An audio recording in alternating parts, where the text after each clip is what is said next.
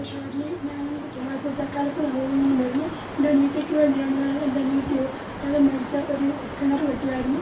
അവിടെ ആ കിണർ വെട്ടി കഴിഞ്ഞാൽ ഞാൻ അച്ഛനോട് പറഞ്ഞു. എൻ്റെ കിണർ വെട്ടി കഴിഞ്ഞപ്പോൾ ഞങ്ങൾ അതിനകത്ത് ആദ്യം വെള്ളമൊക്കെ നൽകി കണ്ടായിരുന്നു. അത് കഴിഞ്ഞ് പിന്നെ കുറച്ച് കഴിയുമ്പോൾ ഭയങ്കര മഴക്കാലമൊക്കെ ആയി കഴിഞ്ഞപ്പോൾ തന്നെ വെള്ളം മുഴുവൻ പറ്റിയായിരുന്നു. ഞാൻ അച്ഛനോട് വന്ന് പറഞ്ഞപ്പോൾ അച്ഛൻ പറഞ്ഞു അച്ഛനത് കിട്ടുന്നില്ല, അത് ഓരോ ബൈബിളിൻ്റെ ഓരോ പാരഗ്രാഫ് വെച്ച് വായിച്ചിട്ട് എന്നിട്ട് എന്നോടൊന്ന് പറയണമെന്ന് ഞാൻ അങ്ങനെ വായിച്ചു.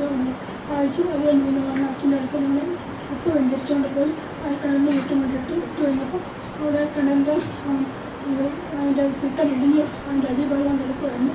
അതവിടെ കൊണ്ട് ശരിയാക്കി കിണറെ കുടിക്കാനായിട്ട് ഒത്തിരി ആഴമായിരുന്നു. കുളിച്ച് അത് കുടിച്ച് കിണർ മാറ്റി കഴിഞ്ഞപ്പോൾ ഇഷ്ടം പോലെ വെള്ളമായി. അത് വെങ്ങിറക്കി ഇപ്പോൾ